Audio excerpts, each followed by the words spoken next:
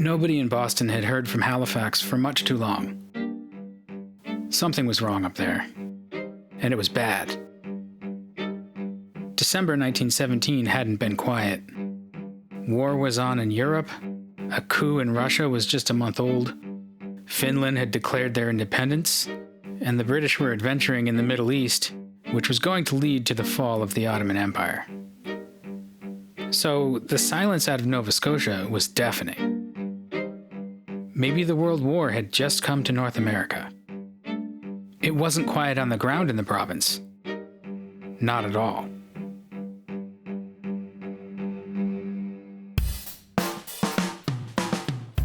One way or another, the Ryan's white spruce was coming down this year. At 45 feet tall and flirting with power lines, its future was looking like mulch. It turns out there was another way. Instead of being spread in gardens, this tree would spread joy. Like a far north Smokey and the Bandit, a truck brought it from Nova Scotia to Boston Common, a reminder of a convoy in the other direction 107 years ago, from Massachusetts to maritime Canada. Here's why. World War I did come ashore in Halifax on the morning of December 6, 1917. It's why the SS Mont Blanc, with a hold full of Bordeaux-bound explosives, and the SS Emo, hurrying to get to New York for relief supplies Belgium needed, were both in the harbor. Because of the conflict in Europe, any ship sailing the Atlantic for a port in North America had to stop in Halifax for inspection. The Emo was late that morning. It hadn't made it out the night before because a net to block German U-boats had been raised before its coal load arrived. And the captains disagreed about who was going to yield, so the ships collided instead. It was a traffic accident with a 2-mile blast radius. Nearly 2,000 people died in Halifax and Dartmouth. Entire neighborhoods were destroyed. You see, the crash caused a spill of benzene on the Mont Blanc, and the sparks caused when the two ships pulled apart lit it on fire. That was 8:45 a.m. Crowds gathered on shore and in other boats to watch, and the freaked-out Mont Blanc crew abandoned ship and tried to warn everybody about the explosion that was about to happen. At 9:04 and 35 seconds, the largest non-nuclear man-made explosion that has thus far been recorded blew the Mont Blanc to smithereens. The concussion broke windows everywhere, slicing onlookers' eyes. Lamps and stoves fell over, touching off too many fires, even if the brigades could have gotten to them. It caused a tsunami that smashed ashore as tall as 60 feet above the high tide in some places. Roads were impassable, railways were twisted, people resorted to digging with their hands to get to trapped victims. And that night, a blizzard buried the city in 2 feet of snow. By that time, telegraph reports had reached Boston, so the governor and mayor packed a train with supplies and people, sending it north at 10 p.m. It was the first of many to provide relief to exhausted Canadian rescuers. And maybe it's the nostalgia built into the year-end holiday season, but the cross-border aid hasn't been forgotten. Every year, the province sends its own convoy south, with a Christmas tree for the Commonwealth. So that white spruce from the Ryans' property is lit up on Boston Common as a symbol of gratitude. Given that this is publishing on the anniversary of the explosion, it seemed like this old story was worth telling once again, like all the other stories that get spun and respun this time of year. And since we just marked the Thanksgiving holiday here in the States, me and Ross took a moment to express our own gratefulness as we kick off this season of being appreciative and hopeful. It's episode 370 of the Hooniverse podcast. Thanks for being here. It's episode 370 of the Hooniverse podcast. I'm Dan Roth. And I'm Ross Ballett. and we are thankful for everybody joining us. Thanksgiving is my favorite holiday, and I will explain, but I think it is the most American of holidays as well. But is it yours, or what's your favorite holiday? Halloween's my favorite, far and beyond, because even though it does have some religious roots, it's pretty non-denominational as far as celebrating goes. Yeah, I can see that. Yeah, Thanksgiving's definitely number 2, though, because it feels comparably non-denominational as long as you ignore, like massacres from the actual history. But we don't have to talk about that. We're here to bring good news. In every bit of history, there is nuance. Yeah, you can say that. Which we don't have to cover. Halloween's an interesting one. That is kind of... It seems to me like that's like a reinterpretation of what used to be Pope's Night, which was like the first day or 2 of November, that it got banned in the colonies because they used to make effigy of the Pope because they did not like Catholics. Yes. So that's interesting. Halloween, I do enjoy the getting free candy kind of things. And you little kids. So the best thing was they don't notice. Right, if it disappears. Yeah. Here's the thing, though. It's not free candy because you, in turn, have to purchase candy or something comparable to give out. No. You shut the light off. You go out with the kid. And you stay out for the whole time. Maybe you're not at that point yet. Maybe. No. Yeah. So when you can go out, it's good. It's because you don't spend any money on candy. The costumes are time and energy. But anyway. Yeah. I think Thanksgiving is the most American of holidays because it celebrates basically the theft of the land. It's a stolen holiday because it's literally it's a harvest festival, which every culture kind of has. So we just appropriated it. So no, it's great. We came here and they were thankful. Like they didn't know how to farm when they got here, so they were like, "Oh, we starved through the winter, and then you guys showed us like how to grow some stuff, and so we're very thankful. And now we shall kill you." So yes, pretty much. Yep, that is almost the most American thing I can think of. Exactly. But, right. Being that we live in the year we live in, the reinterpretation of Thanksgiving as overindulgence and beer, football, and unbuttoning your top pants button. And the other thing too is like it's a bullshit story that we're told. They didn't get together and eat turkey and stuff. Like that was not on the menu, and it was like it's just a thing that. But it was in everybody's history books growing up. Yeah. So if it was in the books, it's true. If it's on the internet, it's true. That's okay. And then the day after Christmas, we have to look forward to when Abraham Lincoln had a lot of the Native Americans rounded up and shot. So that's another thing to look forward to. Forgotten history. There's a lot. There's a lot. But Thanksgiving, pumpkin pie is delicious. Pie in general, pretty good. Yeah. So, so what are you thankful for this year?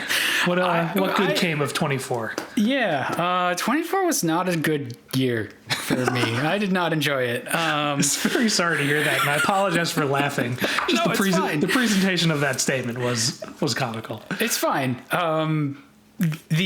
I am thankful that we have this podcast project actually. So I did want to. We can't actually get any time with him, but I wanted to actually thank Jeff for letting us kickstart this project again, and so to our listeners as well. Hopefully, we hear from you and you let us know whether we're on the right track or you love it or hate it or whatever. Just let us know what we can do better because that audience research is always helpful. But I have been really fulfilled actually by jumping back into this.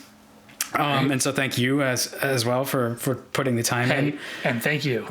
But I'm thankful for automakers that still continue to build things with manual transmissions. Yep. I'm thankful for wacky stuff. I really appreciate that Jaguar took a big swing with their advertising effort and their rebrand, and the jury's still out, but Man, I'm just so glad we have something like that to talk about right now. Yeah. It's interesting that you mentioned that because you might be the only person that has voiced in any capacity that you're thankful for what Jaguar has done. I find it polarizing, but jury's out. Well, yeah, I think it's meant to be though. Like I didn't like the video. I thought it was like derivative, and they're like copy nobody except for we're going to copy everything that happened in like 1997. But whatever. Right, it was a like, chat GPT of help me reinvent my brand. Yeah, but the tactics are good. We're talking about it. Everybody's talking about it, right? So good job. Follow through with the cars. Do you think it would have been better for them to have launched that campaign and the new logo and their new, MO along with the new vehicle? Or do you think this is better? Get everybody talking about it the same way Scout did, their Scout, but it's quite different ways they went about it. I think we're going to see the actual, at least concept vehicle at Art Basel coming up in like a week and a half. So the timeline between them dropping their video and rebrand to when we actually see something from it isn't that long. So that feels pretty good. Scout had kind of a much longer gestation, which to me was like, it paid off, but if you wait too long, you can either flop where everybody forgot, or you can never live up to the expectations you've built. So it's a really fine line. There are countless examples of that. And as fabulous and fantastic and amazing of a vehicle as it is, the Acura NSX, the outgoing one, is the poster child for that. For the NSX, they designed twice. They designed twice, and it was just, year after year of, it's coming, we promise. You can have it soon. But yeah, it seems like the tides are turning maybe for this really long lead type teasing stuff, like Bronco felt like a long time. I mean, NSX is only like outdone by a couple other things, but hopefully because there was a time, we're talking 20 years ago where you'd get wind of there being a new vehicle and then you'd go to the auto show and you'd see it. Yep. Right. And now we're hopefully coming full circle there. Yeah, well, and we did just I'm actually glad. I think it's a good thing. Another thing to be thankful for is that we have auto shows kind of coming back a little bit. Yeah. They're different than they had been, which isn't terrible either. But we just actually had the LA Auto Show, and that was... you cannot stop the march of electric vehicles. No. Everybody who points to the fact that it's a dead end forgets conveniently to actually look at the year-over-year trends and see that sales of EVs continue to rise. Just shy of 9% this year of new car sales. Yep. Nobody ever thought they'd get to 5%. Right. And here we are. The caveat that I'll say about the LA Auto Show and electric is that it's LA. It is... Yeah. Short of maybe China, like Los Angeles is electric vehicle central for at least the US. So there has to be that push and that like focal point for automakers there. But it was an interesting show. If not, what did you like from it? Do you want to talk about what we liked or what we just want to talk about? Because those aren't, Okay. All right, well, and go. Okay. Let's do rapid fire on the Hyundai Kia Genesis onslaught of things. So first things first, there is the new electrified Genesis GV70, and I definitely pronounced or said that in the wrong order, but it's the electric GV70. You really have to look close to see what's different, but it still looks great. There's some new stuff on the inside, and it's the kind of car that was made to be electric. So any GV70 thoughts on your end, or would you like to move on? I mean, I do like, it's almost like a stealth EV, and there's two approaches, right? There's this approach that Genesis is taking where GV70 is a GV70 to a degree. And then you look a little closer and you see that this is the electric one. But they're not making electric as big and weird and different and sort of like the badge of honor that it can be with other brands. So they're not shouty about it. Yeah. That's it's almost like a Lexus type way about it.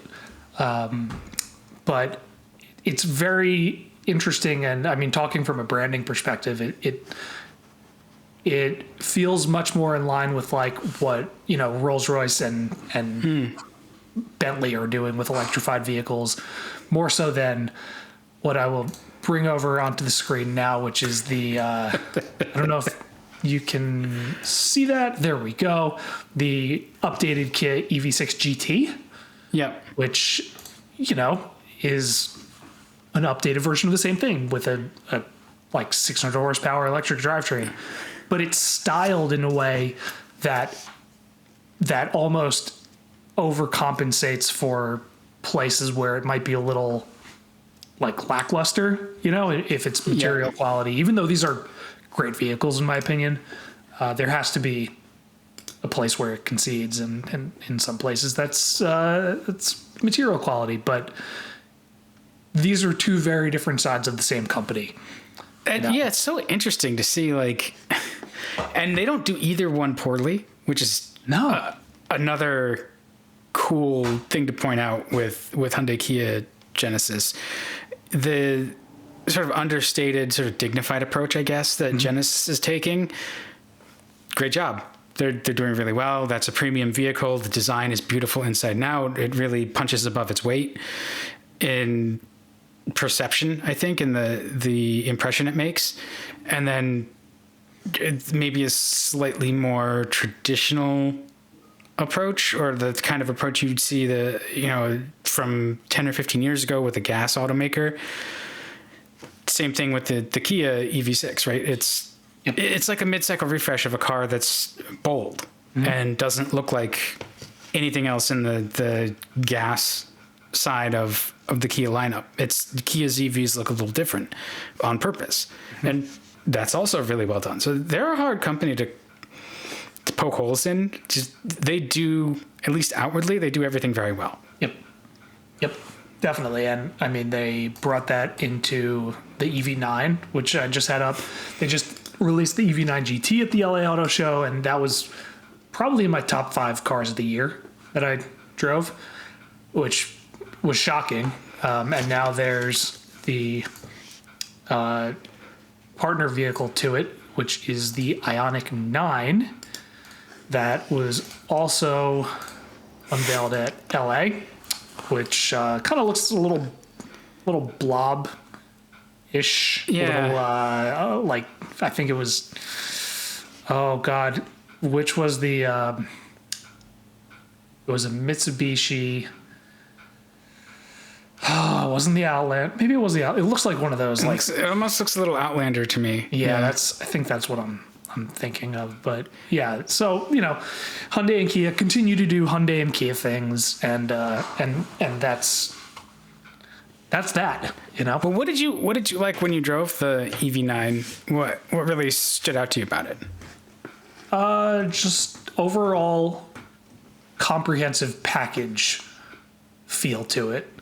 It didn't feel like they put all the money in development towards the drivetrain or towards refinement. It felt like they actually brought everything up to the place that it needed to be for the money without a huge compromise in one place or one aspect of the vehicle being wildly overdone. Yeah. So it's not like 9,000 horsepower in a car that's otherwise not designed to do anything with it. Correct. That is true. Related or not related, I have the GMC Sierra EV in my driveway right now. Oh, how do you like that? Which weighs, I think, close to 9,000 pounds and has like 800-ish horsepower. I could be misquoting that. Needs more brakes. It really needs more brakes.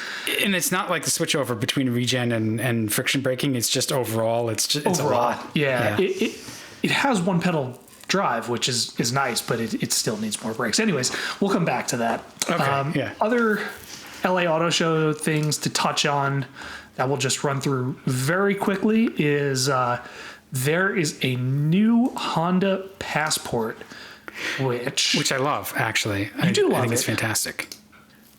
Tell me about that. Yeah, it looks blocky and rugged, especially in, what is it, Trail Sport? They showed a Trail Sport. Yes, the Trail Sport is the good one. And I believe the only trim that they showed, interestingly. Oh, okay.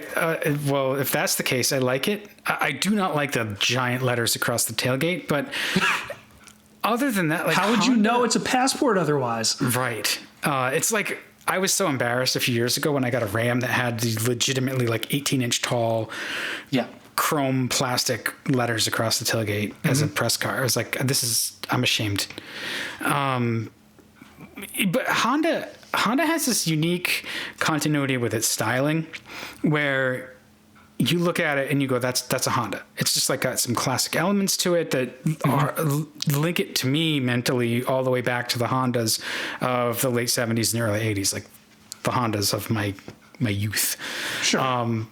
I don't know whether that's me ascribing it to the brand or just they're very good at having that sort of look and feel built in. But, the Passport it looks more like a proper SUV, and they went a little bit more rugged looking on it. Which I get that it started off as a family crossover kind of thing. Yeah, it was a Pilot adapted for 2 rows. Yeah.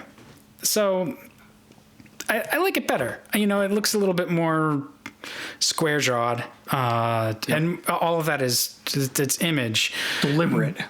But the Passport has always driven well. So I'm focusing on the image because I know the driving experience is going to be good.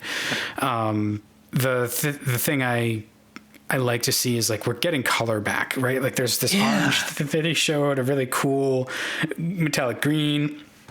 Price-wise, it's going to be pretty solid. For me, with a Honda, the issue is always like, does it have the 3.5?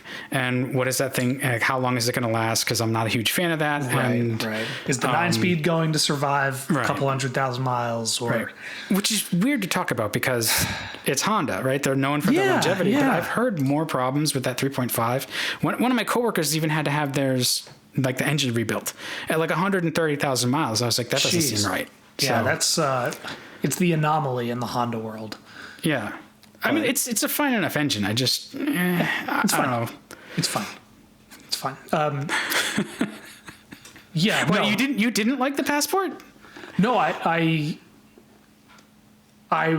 feel a little bit like it if you closed your eye, if you covered the badge and stood back, it kind of looks like a Bronco Sport. That's just been overinflated a little bit. Okay, yeah, I can see that. I think there's a lot of that going to go around. Like that's contagious. Yeah, man. I mean, there's only so much the automakers can do with the given shapes and contracts they have in the confines of everybody wanting to make everything an off-roader. I don't know if you've seen the spy photos recently of the new Jeep Recon, which is the EV. It's like a Grand Cherokee and a Wrangler overlap, but it's electric. Yeah.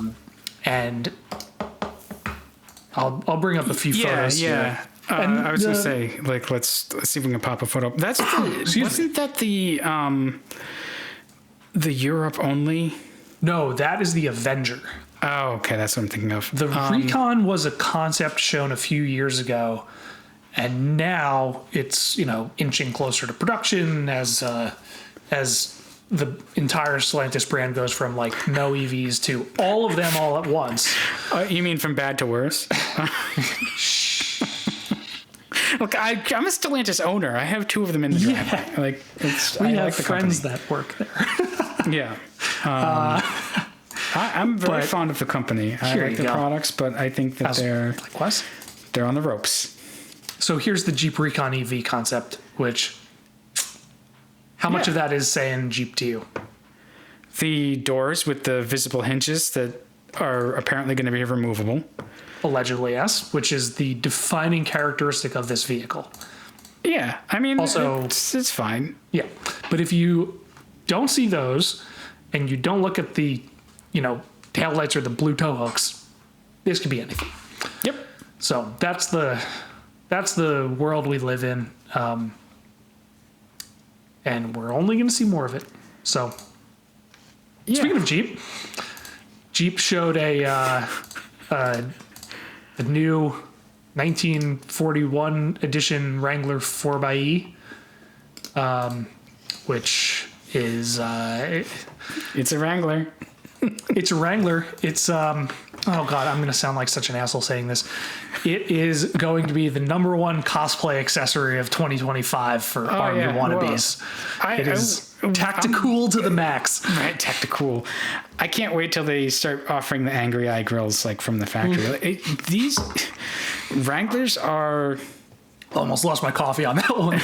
They're Barbie dolls for grown men. That's what a Wrangler is. They're never stock, and then they always have all these like the ducks. Like, I get that it's a thing, but it's dumb. Don't go putting plastic on my car. The founder of that whole thing actually passed away recently, and it was a pretty sad story. But yeah, needless consumption on the ducking side of things. Yeah, and it's just, I don't know. The Wrangler, I like the Wrangler. I love the heritage. They suck to live with. I couldn't do it. Like, they're loud. They in terms of heritage, they were a 1930s vehicle, and they really feel like a 1930s vehicle. Yeah, as refined as they've been able to make it, which is amazingly refined. It is what it is. It's the same thing as like a GT3. They were dedicated lifestyle vehicles that the automakers saw an opportunity to make livable just enough that it's got a widespread appeal. Obviously, there's a little bit more of a widespread appeal in a Wrangler than a GT3. Yeah, but it's the same kind of notion where you want to look the part and you want to be part of that lifestyle in that world, and it's easy to buy into because all it takes is financing from your local credit union.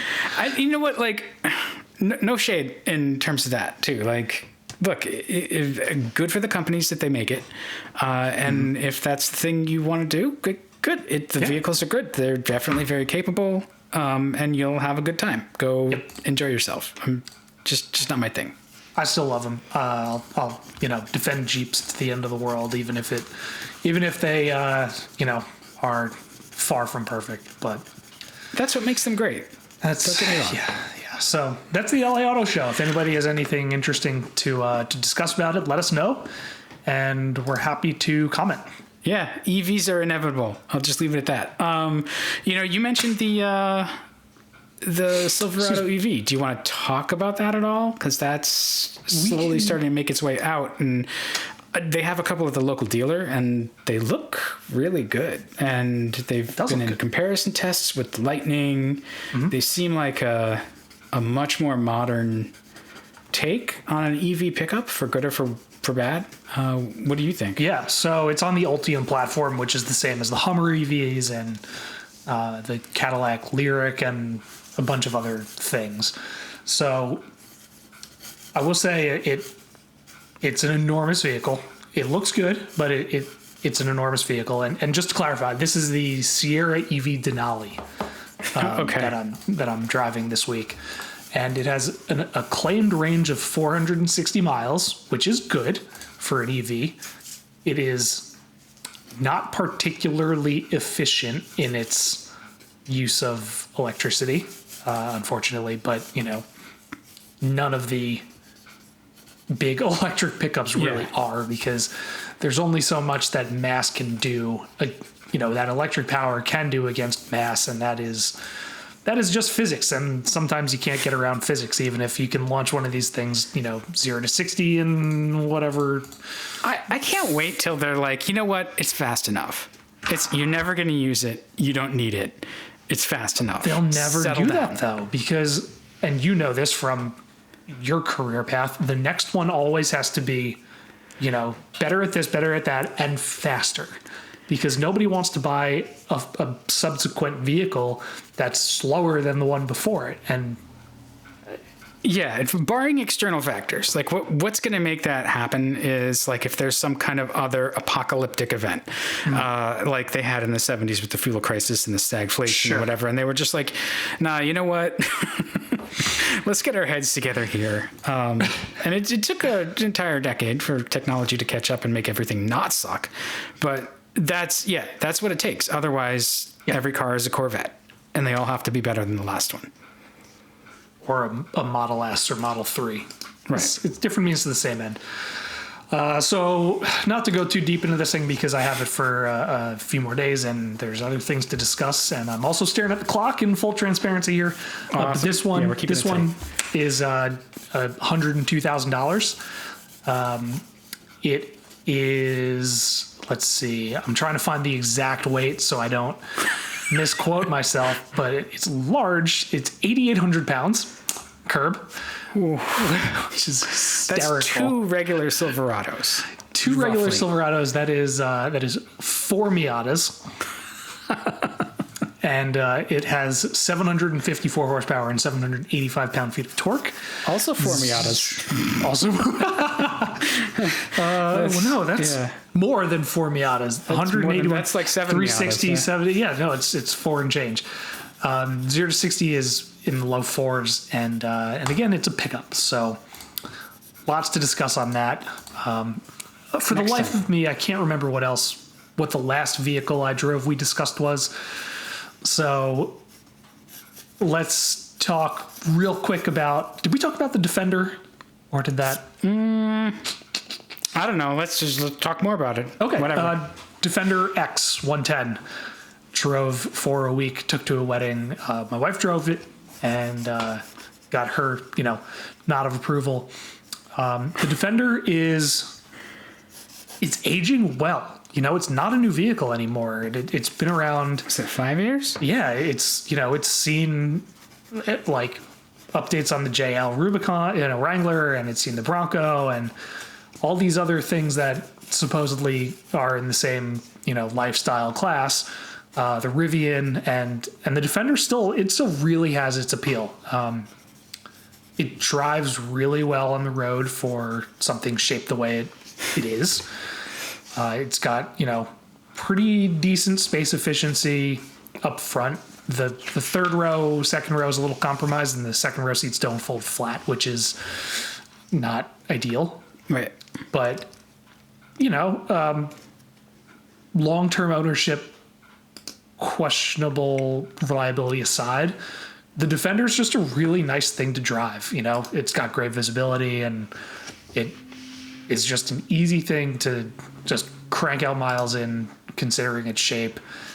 And I find them charming. I like the dashboard. A lot of people are really turned off by the kind of upright, militaristic's the wrong word for it, but it's definitely utilitarian is also the catchword. Or at least the veneer of utilitarianism. Yeah. It wants you to think that it's something it isn't, but it's good at what it does, and I think they're cool. I like them. Camille did. It wasn't maybe the 110X, but it's similar. It was he did a video about the Rover, and I had one years ago now as a press vehicle too when it first came out. I love that thing. I think it's fantastic. It's a beautiful piece of design, inside and out, just really well turned out, and it drives really well. It's still super capable, way more capability than most people need, but they know what that's supposed to be, and they deliver. That is a fantastic vehicle, and it lives up to the hype. I agree, and I will maintain that the two-door V8 is one of the most fun vehicles I've ever driven, because it drag cars. You plant it from either 5 miles per hour or stop, and it lifts the nose, and it feels like it's going to pull the front tires off the ground. It's so fun, but they're good vehels. And friend of show Doug DeMuro owned one and put a ton of miles on his. Oh, did he? He went cross country a bunch of times with it, and he really liked it. I still think they probably it wouldn't have had the same allure and pull if they had called it, Discovery instead. But it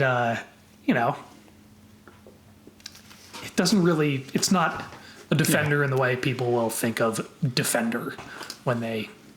Actually, by now in the mainstream, it probably is. We've probably gotten there. Yeah, I wouldn't worry about it. Like, people just see the brand; they don't really see the model. That's fine. That's fair. And on the same, see the brand and not the model. I had the new WRX TS. Did you vape the whole week? All week. Yeah, yeah, bro. What's the sideways hat? I owned one. I owned a 2017, so I can't say anything. The TS though, that's a really special. Nobody's gonna buy that. Like you were lucky to drive that. That's not a normal WRX. And it didn't have a window sticker because it was, I guess, a pre-production model. But it's supposed to be a $45,000 car, and for that money over the WRX. Like the quote unquote normal WRXs, you get adaptive suspension, Recaros, no sunroof to keep weight down and rigidity low, up, rigidity up, and like different modes in the same, not the same way, but in the same presentation as what you would have gotten in the old STI with like dirt, gravel, snow. Tarmac, snow, whatever it was, and you do get that something similar on the TS. Well, I guess so historically TS has been like really, really special. I guess they're actually using this to kind of slot in as the STI now. Is that where they're kind of putting it? It has STI stuff everywhere. Yeah, because that's gauges and steering wheel. It's shifter. It's going to be limited. It's like a limited production version or just limited availability version of the WRX. So it is. It's very special. It's I wish it drove more special. Okay. What didn't you like? So they have allegedly changed things with the steering, and it's less bad. There's, it's extremely, extremely responsive and direct, but there's just nothing there in all modes, like comfort, normal, sport, as far as I can tell, and I'm tooling around Southwest Connecticut, so I'm not putting this on a rally stage or autocross or track or anything, but it just didn't do much more than get heavier in different modes, and you can set it up. I set it for my preferred way of doing pretty much every car on individual mode, which is maximum attack on drivetrain and responsiveness and steering, and then the softest setting for suspension. Yep. And because your roads are like the surface of the moon, just like mine are. Right. They're actually more like rally stages than some rally stages. So, yeah, the WRX, it's weird. Is it a feel thing? Like, does it just not have a lot of feedback, there's just not a lot of feel? Yeah, there's just not a lot of feel. My favorite cars that I've driven on the sporty side of the world, like when you go over the break in pavement where two joints are, you feel that instance in the steering wheel. And if it's off, if it's cantered a little bit, it tells you which side was close, which side hit the tires first. Or if you go over a patch of gravel on one side, you can feel it like tingling on that side of the steering wheel. And on the new WRXs, and this is just a byproduct of modern EPS and safety and just the nature of new vehicles, but there's nothing. It's just, it all gets filtered out. And that's realistically for the WRX, that's what it has to do. It's not meant to be the pinnacle of information. It's meant to be, an all-wheel drive sedan that has some speed to it and some, sporting intentions, and that can still haul your family, and it's safe. Right. The family that vapes together. Family that vapes together stays together. Yeah. So, in a vacuum, it's good. It's not a $45,000 driving experience. I think you're better off buying a base WRX, putting an exhaust on it, like a comm exhaust, and then just driving the crap out of it, because you'll save over $10,000 doing that. That leaves a lot of room for good mods. Yeah, actually, if that's what you're going to do. $45,000 is Golf R money or Civic Type R. Like that's real performance or like good car I think territory. honestly, the Civic might be a better experience right now. The Type R or the SI.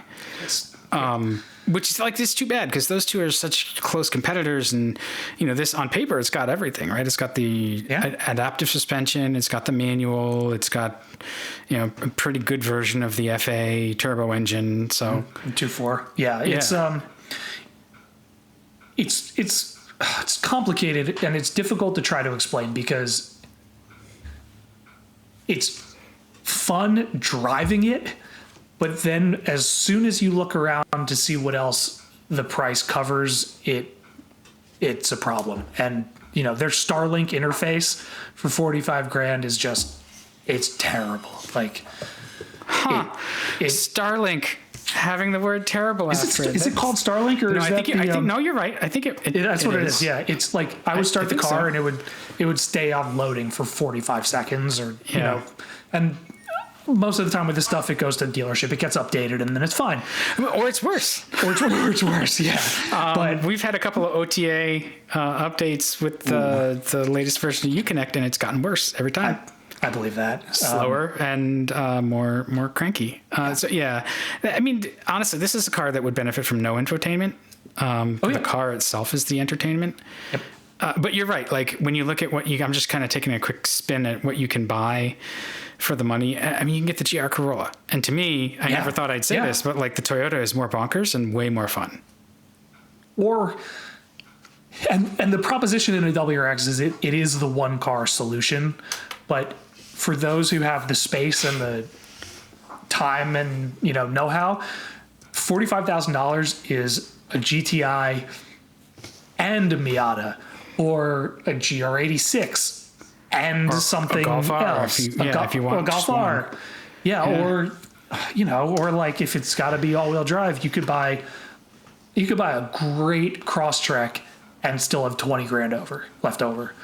So, choices. Life is full of choices. I wish that if Subaru was going to go for it, they'd really go for it and pull some weight out, or give it 300 horsepower like the STI had 12 years ago. But good car to drive. Just be wary of how with interest it's over a $50,000 Impreza. Yeah, everything's getting more expensive, but that seems untenable right now. Yeah. Okay. So I'm also keeping an eye on the clock. We're keeping it tight this week. Is there anything else we wanted to talk about that you drove, or anything else we want to hit? No, just I'm grateful for doing this with you and podcasting again, and everybody that listened and listens. So thank you. We do appreciate it. We're very much enjoying doing this, and when we can make the schedule work. We've been like herding cats this week, but I agree. Thank you for taking time out of your day and hopefully not showing up late to daycare to get your kid. Yes. So I'll let you go. But yes, everybody who listens, tell a friend, at least one person, right? That's the standard podcaster thing. Tell just one person. So please do that, and then let us hear from you. Let us know what we can do more of, what we can do less of, and actually, suggest guests and other topics too. That would be awesome. Yeah. Always open to suggestions, and if you want merch or anything, let us know too. We could probably get some stickers going. We should do that. Yeah. Everybody loves a sticker. We could do, if you want to subscribe, you get merch, and we could actually make this recording session, we could make it live. There you go. We would have to be better about scheduling, but there are possibilities. We would have to schedule. All right. Thank you, everybody, for listening. Happy Thanksgiving. Thank you, Ross, for taking some time out. Thanks, Dan. We'll see everybody after we're all fat and happy. Oh, yeah.